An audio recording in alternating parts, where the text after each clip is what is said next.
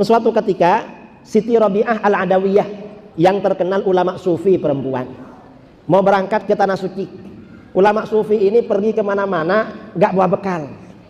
Mengapa? Pasrah kepada Allah. Ini sufi yang dulu. Di perjalanan singgah kepada ulama sufi laki-laki, waliullah juga. Cuma yang laki-laki levelnya di bawah beliau. Wali yang perempuan ini kelasnya lebih tinggi. Sampai di sana ditanya, Bu Nyai mau kemana? Saya mau ke tanah suci Kiai. Kok dilihat Bu Nyai ini gak bawa uang. Dulu mata uang itu kan dirham atau dinar. Kalau dinar itu emas, dirham itu perak. Karena gak bawa uang, waliullah yang laki-laki masuk ke rumahnya ambil satu kantong emas. Ini Bu Nyai katanya. Apa? Buat bekal di jalan.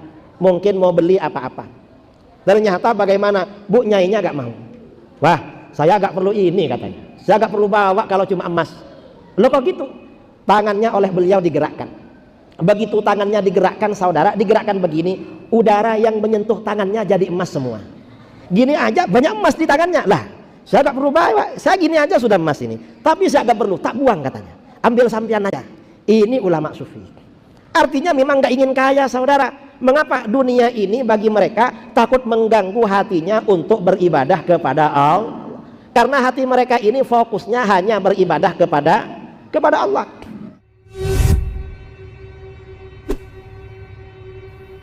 Tadi kita melewatin yang disebutkan dengan maqam Rabi'ah Al-Adawiyah. Maqam Rabi'ah Al-Adawiyah. Memang ada yang menyebutkan bahwasanya Rabi'ah Al-Adawiyah ini namanya Rabi'ah binti Ismail Al-Adawiyah. Dia berasal dari Basrah. Jadi berasal dari Irak sana, yang ada banyak berita tentang dia bahwasanya dia adalah wanita yang ahli ibadah.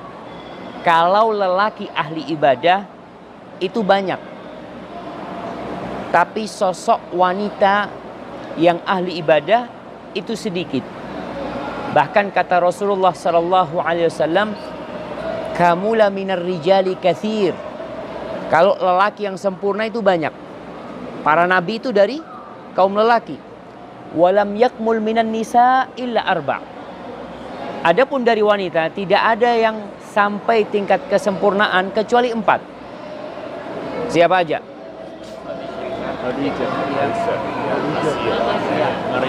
Maryam, Asia, kemudian Khadijah, kemudian Fatimah. Aisyah ada dalam hadis lain tentang keutamaan Aisyah radhiyallahu taala anha. Tapi dalam hadis ini 4 wanita. Makanya kalau kita dengar ada seorang wanita yang alimah ya, yang alim ya, kemudian dia ahli ibadah, itu sangat jarang sekali. Sehingga kalaupun ada, nama dia akan dikenal. Di antara yang disebutkan oleh sejarawan adalah Rabi'ah Al-Adawiyah.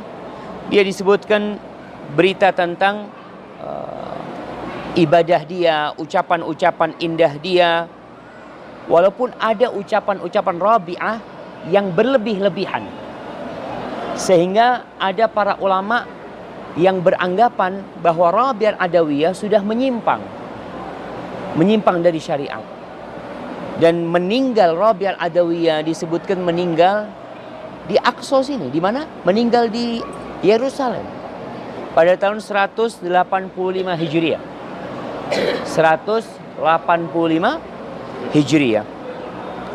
Al-Imam Al-Zahabi dalam kitabnya Siyar A'lamin Nubala, beliau menceritakan tentang Rabi'ah, mengatakan, qala Abu Sa'id ibn A'rabi amma Rabi'ah. Abu Sa'id ibn A'rabi menceritakan tentang Rabi'ah. Adapun Rabi'ah faqad hamalan nas anha hikmatan katsira. Orang-orang telah banyak menukil dari Rabi'ah ini banyak ucapan-ucapan yang penuh dengan hikmah.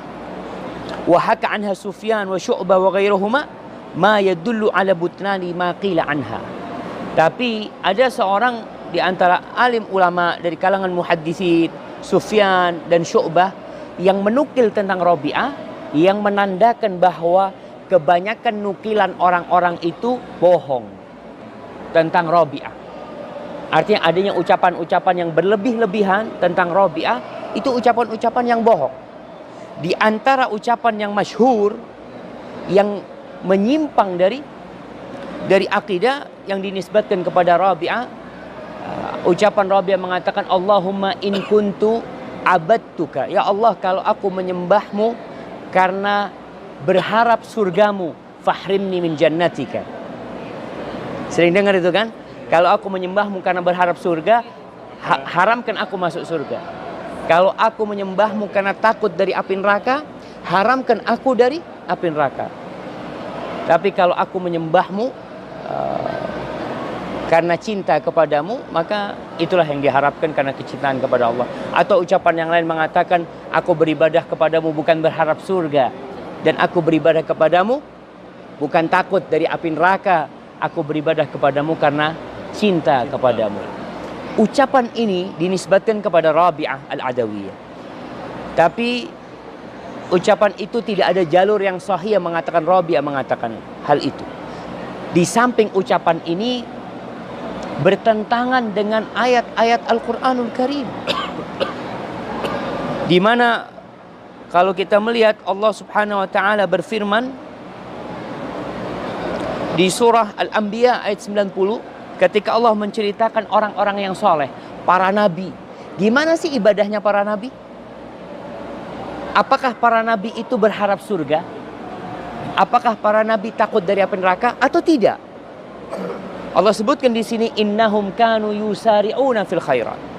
Mereka itu orang-orang soleh berlomba-lomba dalam kebaikan, wa yad'unana, dan mereka berdoa memohon kepada kami, raghaban wa rahaba, dalam kondisi berharap dan rasa takut. Ingat, para nabi doanya itu raghaban, ada harap, berharap surga, memohon surga. Doanya Nabi Muhammad SAW, Allahumma inni as'alukal jannah wa a'udzu bika minan nar. Ya Allah, aku meminta kepadamu surga dan jauhkan aku dari api neraka. Dan mereka rahab, wa kanu lana khashiin, dan mereka adalah orang-orang yang khusyuk, yang tunduk ketika berdoa kepada kami. Kemudian di surat Al-Isra ayat 57, Allah mengatakan tentang orang-orang yang soleh, di antaranya para nabi tentunya, ulaika alladzina yad'una yabtaghuna ila rabbihimul wasilah. Mereka adalah orang-orang yang berdoa memohon kepada Allah, mencari wasilah, mencari perantara yang mendekatkan diri kepada Allah, ayyuhum aqrab wa yarjuna rahmatahu, dan mereka berharap rahmat Allah, wa yakhafuna adzabahu, dan mereka takut kepada azab Allah. Artinya ternyata berharap kepada Allah, berharap rahmat Allah itu termasuk cara beribadah kepada Allah. Kemudian takut kepada azabnya, memang Allah mengingatkan kita supaya kita takut kepada azab Allah. Lalu Allah mengatakan, inna azaba rabbika kana mahdzura. Sesungguhnya azab Rabbmu itu sesuatu yang perlu ditakutin. Jadi jangan dianggap remeh. Kemudian jamaah, kalau kita melihat orang tidak berharap surga, puncak kenikmatan itu ada dalam surga. Apa puncak kenikmatan itu? Melihat wajah Allah, mendapatkan karunia Allah. Jadi kalau ada orang nggak mengharap surga, apa engkau nggak mau berharap berjumpa dengan Allah? Jadi intinya ucapan yang dinisbatkan kepada Rabi'ah itu tidak benar, dan yang benar kita diperintahkan berdoa, memohon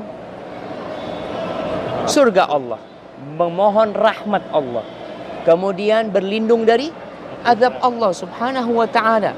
Makanya kalau kita lihat Allah mengatakan di surah At-Tahrim ayat 6, ya ayyuhalladzina amanu qu anfusakum wa ahlikum nara. Kata Allah, wahai orang-orang yang beriman, selamatkan diri kalian dan keluarga kalian dari apa? Dari api neraka. Dan Allah sebutkan tentang siksa neraka, waquduhan nas wal hijara 'alaiha malaikatun ghiladun syidad la ya'sunallaha ma amarahum wa yaf'aluna ma yu'marun.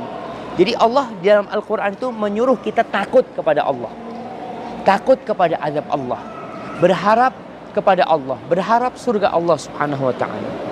Jadi seperti itu. Jadi hendaklah kita dalam beribadah itu berada di relnya, mengikuti Rasulullah sallallahu alaihi wasallam. Ada banyak orang bikin tata cara ibadah. Mereka mungkin melihat kok cara ini lebih mendekatkan diri kepada Allah.